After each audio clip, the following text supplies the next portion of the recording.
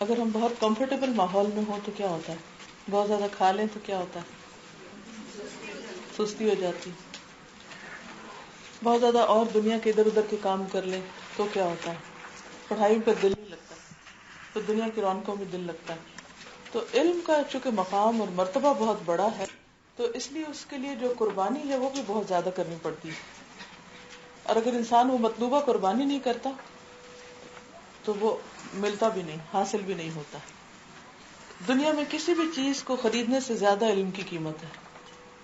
علم کا حاصل کرنا ان سب چیزوں سے زیادہ مہنگا ہے، لیکن اس کا فائدہ بھی ہر چیز سے زیادہ ہے. تو چونکہ آپ سے ملاقات ہونی تھی تو میں نے سوچا کہ کچھ نہ کچھ ہم پڑھ بھی لیتے ہیں. ایکچولی یہ کتاب میں نے شروع کی تھی اسلامک تعارف 2008 میں، اپریل 2008 میں نے یہ شروع کی تھی کتاب. جب یہ ہمارا ایک آن لائن کورس شروع ہوا تھا تو انہوں نے بہت ریکویسٹ کی کہ آپ ہمیں تھوڑا سا کچھ پڑھا دیں. تو میں نے سوچا کہ چلیں کوئی کتاب دیکھ لیتے ہیں چھوٹی سی، کہ جس میں مختصر سا 10-15 منٹ میں کچھ بات کر دیا کروں. تو میں پھر گھر سے پڑھاتی تھی تو سب لوگ آن لائن سنتے تھے. پھر اس کے بعد میں وہاں سے کینیڈا سے پاکستان آ گئی، تو پھر میں آفٹرنون میں ہاسٹل کی گرلز کو پڑھاتی تھی. پھر اب یہ ہوتا ہے کہ میں جہاں کہیں جاتی ہوں کتاب ساتھ لے جاتی ہوں اور جو اگلا صفحہ ہوتا ہے وہ پڑھا دیتی ہوں. تو پچھلے ہفتے میں نے خواتین کلب میں پڑھایا تھا تغییر منکر 1 مارچ کو. 9 مارچ کو آپ کے ساتھ یہ شیئر کروں گی 2 قسمی طرز فقہ. آپ کے پاس کاغذ ہے؟ وہاں میں نے اسٹوڈینٹس کو یہ ہوم ورک دیا تھا کہ یہ کتاب کہیں بھی جائیں اپنے ساتھ لے جایا کریں. کسی پارٹی میں، دعوت میں، لوگ جب کھا پی لیں باتیں کرنے لگ جائیں تو ان سے کہا کریں کہ چلیے آئیے ہم علم کی کوئی بات شیئر کرتے ہیں. پھر وہی بات کروں گی کہ اگر انسان علم کے لیے اپنا سب کچھ دے تو وہ اپنا بعض حصہ صرف آپ کو دیتا ہے، پھر بھی تھوڑا سا ملتا ہے. مثلاً آپ اگر چند ہزار روپے لے کر بازار میں جائیں اور سبزی خریدنے لگے تو آپ کو زیادہ مل جائے گی. اگر فروٹ خریدیں تو اس سے کچھ کم ملے گا. اور اگر آپ فار ایگزامپل کوئی دوا لیں تو اس سے بھی کم. اگر آپ کوئی کپڑا خریدیں اور کم. اگر آپ سونا خریدیں بہت ہی کم. اور اگر آپ کوئی ہیرا خریدیں تو شاید ملے بھی نہ. ٹھیک ہے نا؟ تو علم جو ہے وہ ہیرے جواہرات سے بھی زیادہ قیمتی چیز ہے، جس کے لیے بہت کچھ خرچ کرنا پڑتا ہے. جو اس کی قیمت جانتے ہیں، جو اس کی قدر پہچانتے ہیں، وہ تو بہت کچھ خرچ کر سکتے ہیں. اور جو قدر نہیں پہچانتے وہ کچھ بھی دینے کو تیار نہیں ہوں گے. تو قیمت سے مراد صرف پیسے نہیں ہوا کرتے. قیمت سے مراد صرف پیسے نہیں ہوتے، مال نہیں ہوتا صرف، اور بھی بہت کچھ دینا پڑتا ہے، بہت کچھ قربان کرنا پڑتا ہے. مال کا تو کچھ حصہ ہوتا ہی ہے، لیکن مال کے علاوہ اور کیا کیا خرچ کرنا پڑتا ہے. وقت قربان کرنا پڑتا ہے، اور نیند قربان کرنی پڑتی ہے. اپنے گھر کا آرام چھوڑ کے آپ نکلتے ہیں، کہیں جاتے ہیں. اپنی انرجی، صلاحیتیں، ٹیلنٹ، سوشل لائف قربان کرنی پڑتی ہے. کئی خواہشات قربان کرنی پڑتی ہیں. یہ سب تو آپ نے کہا، لیکن ایک چیز میں بھی کہنا چاہوں گی، اور وہ ہے اپنی انا قربان کرنی پڑتی ہے. اپنی انا قربان کرنی پڑتی، کیونکہ صراحی سر نگوں ہو کر بھرا کرتی ہے پیمانہ. اور یہ انا آڑے آتی ہے ہر جگہ پر. استاد کے سامنے بھی آتی، ساتھیوں کے سامنے بھی آتی، گھر والوں کے سامنے بھی آتی. کہ اگر انہوں نے کچھ کہہ دیا تو ہم پڑھنا چھوڑ کے بیٹھ جائیں گے. استاد نے ڈانٹ دیا تو پڑھنا چھوڑ دیں گے. کہیں چھوڑ دیتے ہیں نا ایسے. ساتھیوں کی طرف سے کوئی تکلیف ہوئی، مرضی مزاج کی بات نہیں بنی تو چھوڑ دیا. تو جب تک انسان کے اندر حقیقی معنوں میں عاجزی نہ ہو، جھکاؤ نہ ہو، تواضع نہ ہو، اس وقت تک اس کا پیمانہ بھر ہی نہیں سکتا. اکڑنے والے کچھ بھی حاصل نہیں کر سکتے. تو اس لیے اگر ہم سمجھتے ہیں کہ ہمیں کوئی ہیرے موتی جواہرات حاصل کرنا، اور خصوصاً اگر آپ جیسے سمندر کی تہہ سے کچھ نکالنے جا رہے ہیں، جتنی گہرائی سے جو چیز لینا چاہتے ہیں، اس کے لیے اور زیادہ پھر آپ کو محنت کرنی پڑتی، اور زیادہ ایفرٹ لگانی پڑتی. بعض اوقات لوگ مجھے کہتے ہیں کہ آپ نے اتنا سیکھا ہے، آپ آگے سب کچھ سکھا کیوں نہیں دیتی کہ آپ جیسے بہت سے لوگ تیار ہو جائیں؟ بعض اوقات بلیمنگ ٹون میں کہتے ہیں، بعض اوقات سجیسٹو ٹون میں کہتے ہیں، بعض اوقات کسی اور طرح کہتے ہیں. تو میں نے کہا میں نے تو کبھی انکار نہیں کیا کہ میں نہیں سکھاتی. میرے پاس تو جو کچھ تھا، جتنا جب موقع ملا میں نے دیا. لیکن بات یہ ہے کہ لینے والے بھی تو ہوں. اگر لینے والے صرف خانہ پوری کر رہے ہوں یا بھاگنے کی فکر میں ہوں کہ جلدی گھر پہنچ جائیں، یا پھر یہ ہے کہ جلدی اور دنیا کی دلچسپیاں اور دیگر کام اور ایسی چیزیں ان کے پیچھے بھاگ رہے ہوں، تو پھر صرف میرے دینے سے کیا بنے گا؟ افراد جو ہوتے ہیں وہ کسی فیکٹری میں نہیں گھڑے جاتے، یا کوئی اس میں کوئی شارٹ کٹ نہیں ہے. اگر واقعی کچھ کرنا چاہتے ہیں تو اس کے لیے محنت کرنی پڑے گی. نحمده ونصلي على رسوله الكريم، اما بعد، فاعوذ بالله من الشيطان الرجيم، بسم الله الرحمن الرحيم، رب اشرح لي صدري ويسر لي امري واحلل عقدة من لساني يفقهوا قولي. دو قسمی طرز فکر، یعنی دو قسم کا سوچنے کا انداز.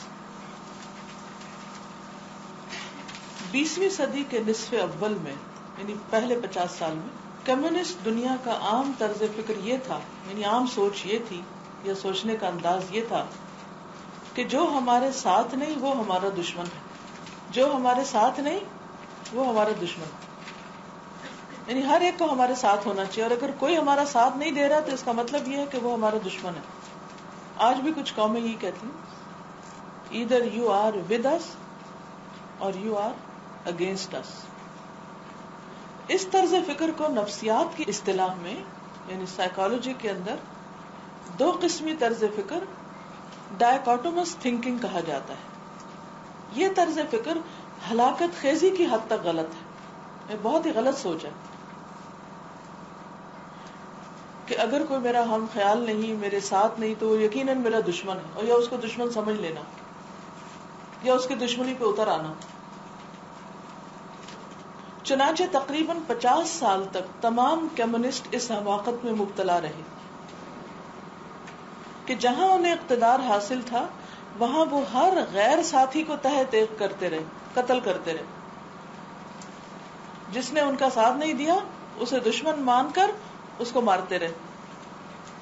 سابق سوویت یونین میں انہوں نے 25 ملین انسانوں کو ذبح کر ڈالا.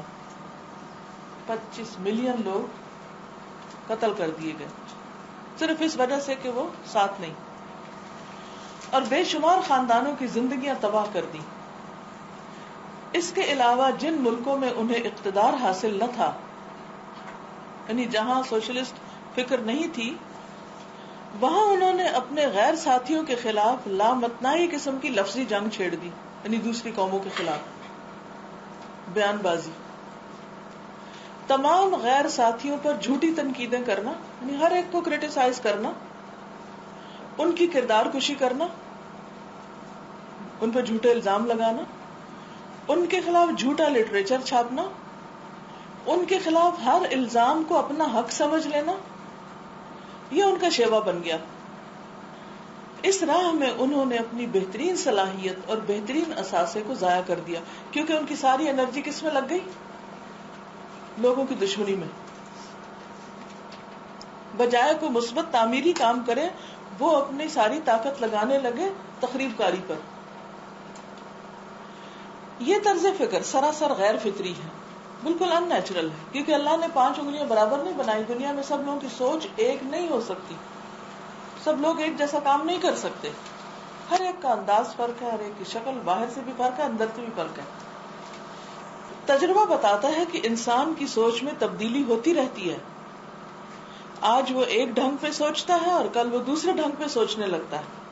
آج سے 10 سال پہلے، 20 سال پہلے ہماری یہ سوچ تو نہیں تھی جس طرح آج ہم سوچتے ہیں، اور ضروری نہیں کہ ہم آئندہ اسی سوچ پر رہیں، کچھ اور بھی ہو سکتی. اسی لیے اللہ تعالیٰ نے حق پہ آنے کے بعد کیا دعا مانگنے کو کہا کہ ربنا لا تزغ قلوبنا بعد اذ ہدیتنا، ہدایت ملنے کے بعد ہمیں تو ہمارے دلوں کو ٹیڑھا نہ کرنا. معلومات میں اضافہ اور نئے دلائل سے واقفیت اس طرح کے اسباب آدمی کے ذہن کو ہمیشہ بدلتے رہتے ہیں. ہمیشہ ذہن بدلتا رہتا ہے انسان کا. انسان کوئی جامد اسٹیچو نہیں، وہ ایک زندہ ہستی ہے. وہ بار بار خارجی اثرات کو قبول کرتا ہے. انسان کیا ہے؟ لیونگ تھنگ ہے، اور بار بار اس کے اوپر باہر سے جو اثرات ہوتے ہیں، ماحول کے اثرات ہوتے ہیں، باہر کے اثرات ہوتے ہیں، وہ اس کے اوپر آتے رہتے ہیں. کوئی انسان یا کوئی گروہ اگر بظاہر آپ کا مخالف نظر آئے، اب اپنے سچویشن میں سوچئے کہ کوئی انسان آپ کا مخالف ہے کوئی، یا کوئی گروہ، کوئی فرقہ، کوئی آرگنائزیشن ہے. اگر نہیں تو اس کا مطلب آپ کچھ بھی نہیں کر رہے، بیکار لوگ ہیں. کیونکہ زندگی میں جو شخص بھی کچھ کرتا ہے، جس کا اندر بھی ایک زندہ دل ہوتا ہے اور دماغ سوچتا ہے اور وہ کچھ کرتا ہے، تو کوئی نہ کوئی اس کا ضرور مخالف ہو جاتا ہے. تو اس کو مستقل طور پر اپنا مخالف نہ سمجھ لیجئے، ٹھیک ہے؟ پازیٹو رہیے کہ ٹھیک ہے، میں اس کا دل جیت لوں گی، میں اس کو اپنا بنا لوں گی. دو طریقے ہیں نا، ایک انسان ہوپ فل ہو، پازیٹو ہو، اچھا آج یہ میرے ساتھ یہ کر رہا ہے، کل دیکھنا تو صحیح میں اس کو کس طرح اپنا بنا لوں گی، اور کامیابی یہی. اور دوسرا یہ کہ ساری طاقت اس میں لگ جائے کہ میں اس کو کس طرح نیچا دکھاؤں اور اسے ختم کروں، اور جتنا وہ آج مخالف ہے، جتنا وہ دشمن آج ہے، اس سے زیادہ کر لوں. دو میں سے ایک چیز کریں گے آپ.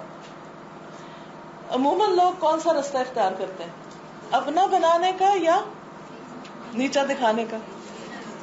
99% لوگ یہی کام کرتے ہیں.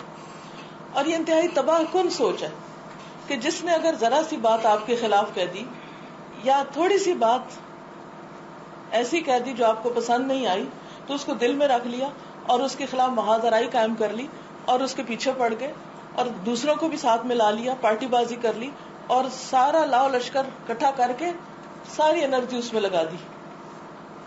خاندانوں میں یہی پالیٹکس چلتی ہے، اداروں میں یہی چلتی، ہر جگہ. لیکن مومن کی سوچ اس سے بالکل مختلف ہوتی. وہ کیا سوچتا ہے کہ ٹھیک ہے، کوئی بات نہیں، آج ہی ایسے سوچنے دو، کیا ہوا، میرے پاس اس سے زیادہ بہتر دلائل ہیں، اور میں حکمت کے ساتھ ان دلائل کے ذریعے اس کو کنونس کر سکتا ہوں. ہاں، اگر چند لوگ ایسے مٹھی بھر رہ بھی گئے جو نہیں ہم خیال ہوئے، تو وہ تو ہر جگہ ہوتے ہیں. کیا نبی صلی اللہ علیہ وسلم نے سب لوگوں کو کنونس کر لیا تھا؟ ہاں، دل سے کر لیا تھا، لیکن زبان سے سب نہیں ہوئے تھے. ہر سوسائٹی میں ابو جہل، ابو لہب جیسے لوگ ہوتے ہیں. ابو لہب رشتہ داروں میں سے تھا. ابو جہل اپنے وقت کا بڑا اسکالر تھا. اسی طرح کچھ اور لوگ بھی، ان کے دل مانتے بھی ہیں، لیکن اس کے باوجود اندر سے وہ معترف ہوتے بھی ہیں، لیکن ان کی انا ان کو آپ کی خوبی تسلیم نہیں کرنے دیتی. تو اس کی فکر نہ کرے، کوئی فرق نہیں پڑتا. لیکن اگر کوئی شخص آپ کا مخالف ہے، تو اس بات کے لیے پر امید رہیے کہ وقت ایک سا نہیں رہتا. ایک وقت آئے گا کہ یہ میرے اخلاق سے متاثر ہوگا. اگر ہر لڑکی شادی کے بعد یہ سوچ کے سسرال میں قدم رکھے، تو آپ دیکھیے کہ گھر کتنے آباد رہے، کتنے بہترین ہو. کہ آج اگر اس کے دیور نے سلام نہیں کیا اس کو، یا نند اس کے ساتھ اچھے اخلاق سے نہیں بولی، یا دیورانی جو ہے وہ کوئی اور اپنے موڈ دکھا رہی ہے اور کوئی کچھ اور کہہ رہا ہے، تو اب آپ کے لیے صبر کا ایک امتحان ہے. وقت مشکل ہے، لیکن پر امید رہیے کہ کوئی بات نہیں، اللہ نے مجھے بڑا دل دیا ہے، میں اپنے اخلاق کے ذریعے ان سب کو اپنا گرویدہ بنا لوں گی. اور یک طرفہ احسان کرتے رہی. پتھر بھی موم ہو جاتے ہیں.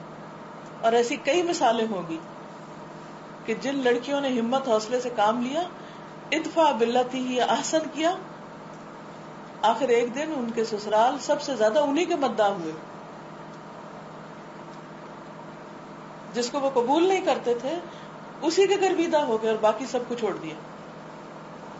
اور بہت دفعہ ایسا بھی ہوتا ہے کہ ایک شخص اپنی چالاکی ہوشیاری سے دوسرے کو اپنا بنا لیتا ہے، لیکن اس کا بھی پول بہت جلدی کھل جاتا ہے اور دوسرے کو سمجھ آ جاتی اور اس کی بات پھر زیادہ دن نہیں چلتی. کتنے دن کوئی اپنی باتوں کے ذریعے آپ کو نقصان دے سکتا ہے؟ کچھ نہیں ہوتا. اس کو بہت بڑا ایشو نہ بنائیے. تو بات یہ ہے کہ اگر کوئی شخص مخالف ہے تو اس کی مخالفت کو کم علمی یا غلط فہمی پر محمول کیجیے. یہ دو چیزیں سمجھیں. اس کو پتہ نہیں